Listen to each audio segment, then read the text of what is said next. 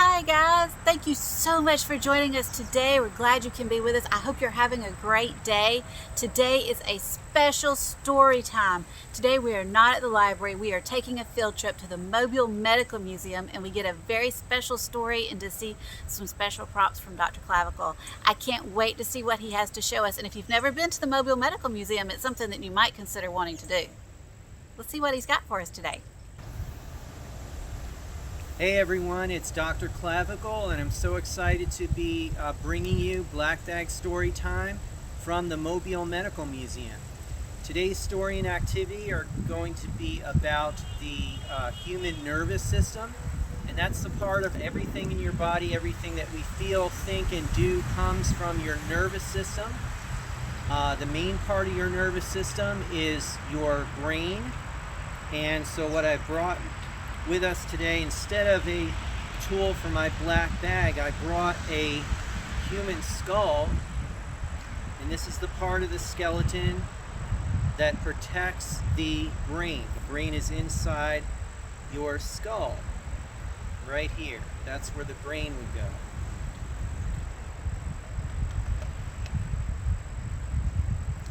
I've also brought another part of our skeleton.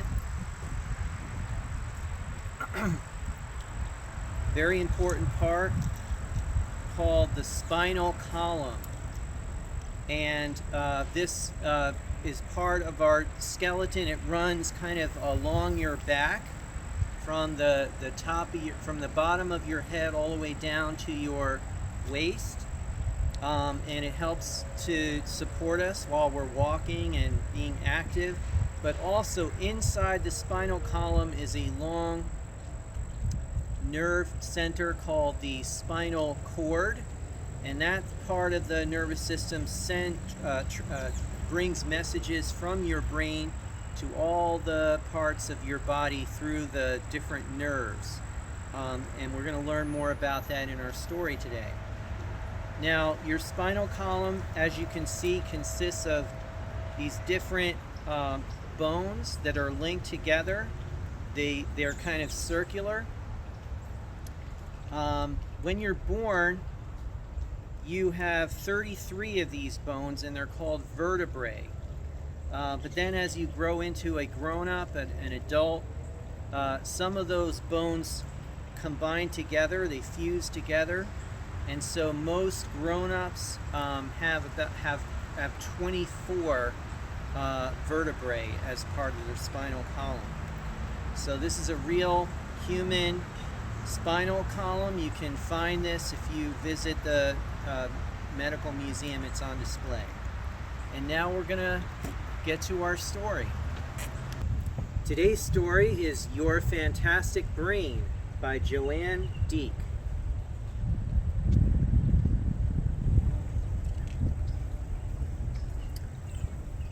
Your fantastic, elastic brain. Stretch it, shape it.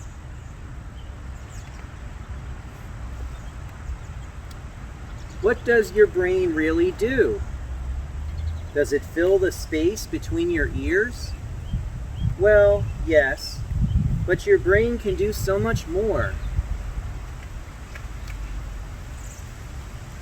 Your brain helps you think and remember. It tells you, it lets you move your body and feel both touch and emotions.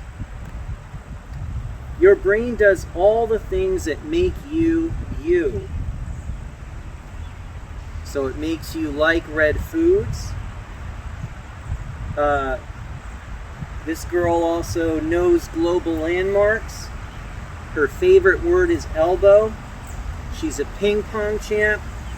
She enjoys reading pirate books. She's good at science. And all of that comes from her brain.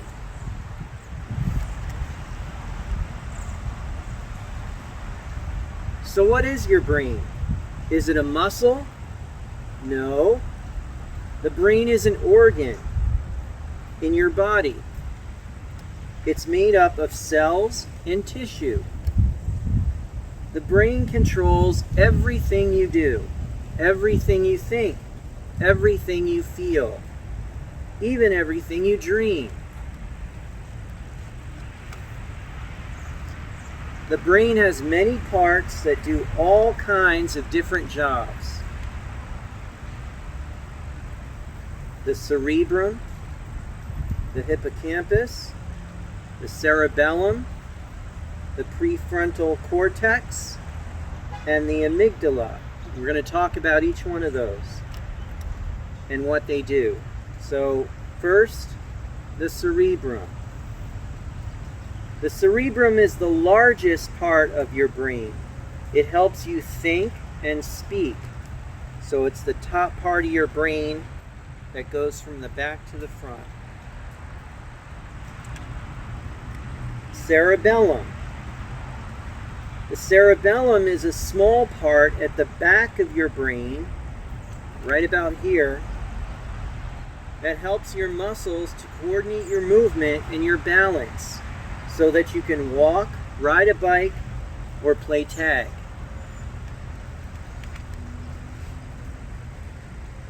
And then the prefrontal cortex, right in the front. The prefrontal cortex is the part of your brain behind your forehead. It lets you make plans and decisions. And you can abbreviate that with the letters PFC. If you can't remember the whole thing, it's a long phrase, so PFC, or prefrontal cortex. And then the hippocampus. The hippocampus it looks kind of like a noodle or a long string bean right in the middle. The hippocampus is at the center of your brain. It works like a file cabinet to help you store and find memories. And then the amygdala is right at the end of the hippocampus, and it's a tightly packed group of cells deep within the center of the brain that controls your emotions. So all of the things that you feel, excited, angry, embarrassed, frightened, sad, happy, that all comes from the amygdala. Now, the other part of your brain is the neurons. Neurons are everywhere in your brain. They are tiny brain cells that make electrical signals to send messages to other cells in your body, telling them what to do. So this is how your brain sends signals through electricity that flows through your brain. It's like a big battery for your body. When you were born, you were very little. Your brain was small and not so strong. As you get older, your body grows and gets stronger. As part of your body, your brain grows and learns to do new things. And you can make your brain do even more. Your brain grows very fast during the first 10 years of your life. This is the magic decade, when you can help your brain grow faster and be more powerful. Just like lifting weights helps your muscles get stronger, learning new things strengthens your brain. You can give your brain a good workout by trying to learn many different things. So those first 10 years of your life, you're constantly learning. Even before you get to school, you have to learn how to talk. You have to learn how to walk. You have to learn how to dress yourself, go to the bathroom. All of these things are part of your learning process, and your brain helps you to learn and remember those skills. Like elastic bands that stretch when you pull them, even things that are hard at first, or that you don't like to do, or that you don't do very well, get easier when you keep trying. So you have to exercise your brain just like you have to exercise your muscles. Think about the first time you played soccer. you probably couldn't kick the ball far or make many goals. But as you kept going to practices, you learned more about the rules of the game and followed your coach's directions. The muscles in your legs and feet got stronger, your movements were more coordinated, and you could run farther and faster. Learning more and practicing what you learned let you play better and have more fun. Practice really does make perfect, or at least much better. Even when you make a mistake while you're learning something new, you're still training your brain. You will remember that mistake and try something else until you get it right. Making mistakes is one of the best ways your brain learns and grows. If you aren't willing to risk being wrong, you won't take the chances that stretch your elastic brain. So making a mistake helps your brain grow and do better the next time. That's also how we fight off diseases like viruses. Your brain and your body learn how to adjust to that disease, that virus, so that next time it happens to you, they can be better at fighting. You can stretch the part of your brain that controls your feelings too. If you're frightened about taking a risk, like learning to swim, finding the courage to put your face in the water stretches your amygdala. I will remind you that you overcame your fear, so you will be braver the next time something scares you, like diving into the water. Learning something new causes the brain to grow more connections among the neurons. With more connections, the neurons can send and receive more messages. These connections help to stretch a part of your brain and make it more elastic so that it can hold more information and ideas. How does the brain stretch and grow? A word that begins with neuro has something to do with the brain. A sculptor molds, shapes, or carves things out of clay or wood or stone. So, you shape your brain when you make it bigger by adding new things you know and can do. You are a neurosculptor. When you learn something new, you're building on what you have already learned. In the same way that the muscles in your body work together when you want to lift a heavy object or kick a ball, the different parts of your brain work together when you're learning something new. So let's review the parts of the brain. The amygdala makes you want to learn to play the piano.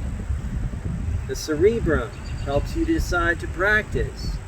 The cerebellum calls up the memory of watching and listening when your piano teacher showed you how to play a new piece of music. Then your cerebellum sends messages through neurons to the muscles in your wrists, hands, and fingers so that you can hit the right notes. The next time you play that piece of music, the parts of your brain and body will know how to work together and you'll play the song more easily. The brain that makes you really is an amazing organ. It controls what you think, do, feel, and remember. Your brain is growing very fast during your first 10 years of life, and now we know that it can help you grow. We know that you can help it grow.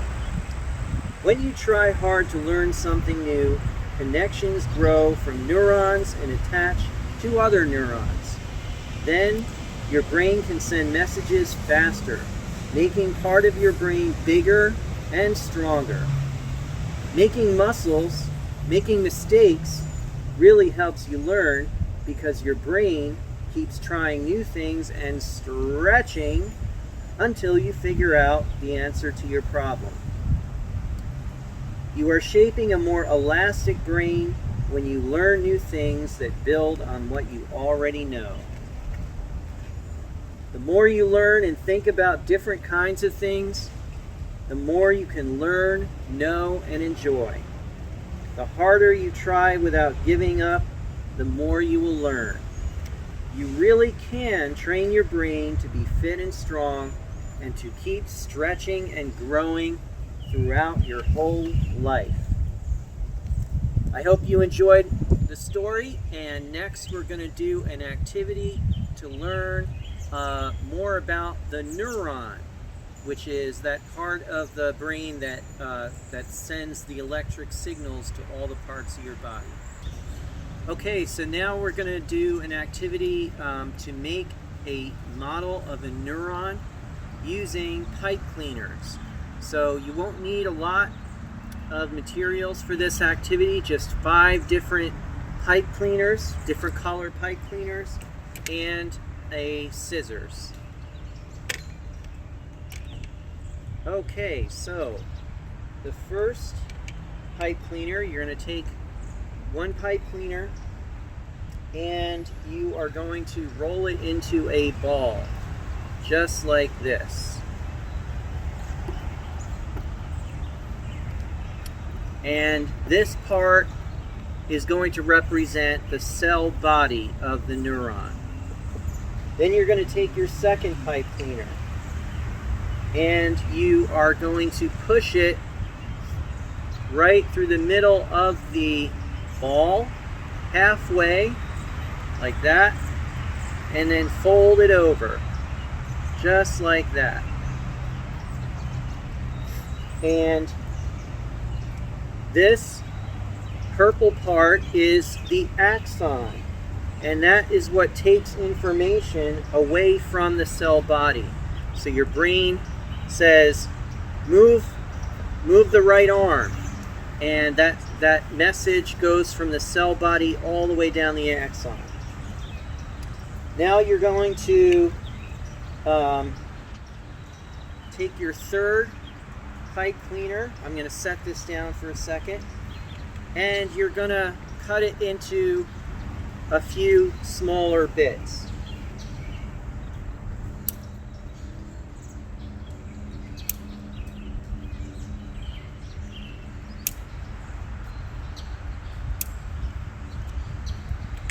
Just like 3 or 4 is fine.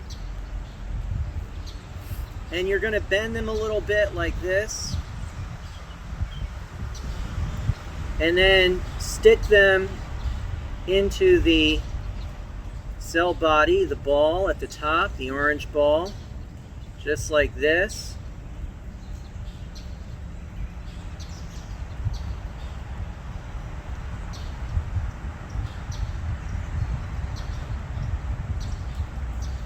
And those blue bits are called dendrites. And those are what bring electric signals to the cell body. So they bring the electric signals from the brain to the cell body, and then it goes down the axon. Then we take our fourth pipe cleaner and we're going to wrap it around the axon all the way down to the bottom.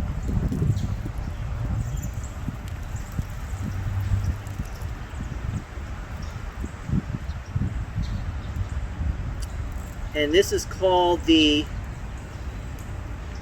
myelin sheath, and that's kind of like a fatty part of the neuron that helps to support the axon. And leave a little bit at the end there because you have one more part to make. And you're going to take your last pipe cleaner and you're going to make another ball like this. and you're going to stick that right on the end. And that is the synaptic terminal. And the point of the synaptic terminal is to, there's two types of synapses. There's the chemical synapse and the electric synapse. If one neuron is transmitting a message to another neuron, it will end in an electric synapse.